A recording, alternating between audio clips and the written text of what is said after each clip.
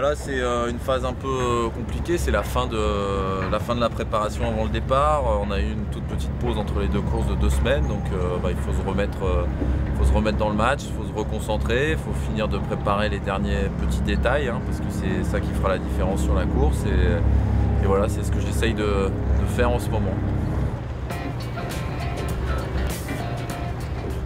Bon, écoute, l'ambition, oui, on a toujours des ambitions quand on prend le départ d'une course. Maintenant, on est confronté à une flotte qu'on connaît peu au final. On s'est confronté à cette même flotte qu'à une seule reprise, la Transat Jacques Vabre l'année dernière. C'est vrai que la confrontation a tourné court, donc j'espère que ce coup-ci, les nouveaux bateaux et les équipes qui n'ont pas eu la chance de terminer les courses jusqu'à maintenant seront un petit peu plus au point, histoire qu'on puisse faire une belle course et avoir une belle régate, c'est sûr.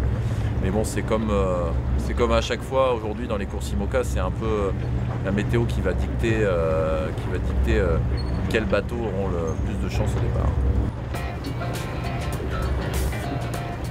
On est dans un endroit, le côte est des États-Unis, où les modèles ont encore un petit peu de mal à prévoir la météo à long terme. Donc voilà, on imagine qu'on va partir avec pas trop de vent dimanche, de vent de sud, mais après ce qui va se passer derrière, il y a plusieurs scénarios qui se dessinent selon les différents modèles de prévision. Et j'ai envie de dire, aujourd'hui les scénarios sont pas stables, ils évoluent entre chaque sortie de modèle, donc voilà, on peut pas en tirer de conclusion, mais tout ce qu'on sait, c'est qu'il fera beau au départ dimanche, qu'il y aura certainement un petit vent de sud qui permettra de quitter tranquillement la rade de New York. Alors après, du vent on en aura une fois qu'on sera sorti d'ici. Peut-être que ça va être compliqué quand même de quitter la rade, parce que cette zone elle est particulièrement abritée, particulièrement protégée, et que voilà, il n'y a pas de conditions de vent fort prévues pour réussir à nous faire sortir rapidement.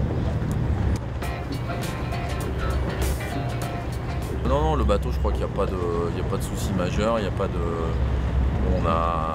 Suite à la perte de voile dans The Transat, on a récupéré des voiles qui ne sont pas forcément les meilleures, mais c'est des voiles qui nous permettent quand même largement de boucher le trou qu'on a pu avoir sur la course précédente. Donc j'ai envie de dire, aujourd'hui les conditions pour partir sont plus qu'acceptables. Je crois que le déficit de performance qu'on peut avoir, il sera dans l'épaisseur du trait de crayon. Donc je pense que si je navigue pas trop mal, il devrait y avoir moyen de le gommer sans trop de soucis. Bon, je trouve que c'est un beau symbole, ouais, parce que c'est quand même la ville des IMOCA, la ville du Vendée Globe, donc de faire l'arrivée en Europe là-bas, c'est plutôt une bonne idée.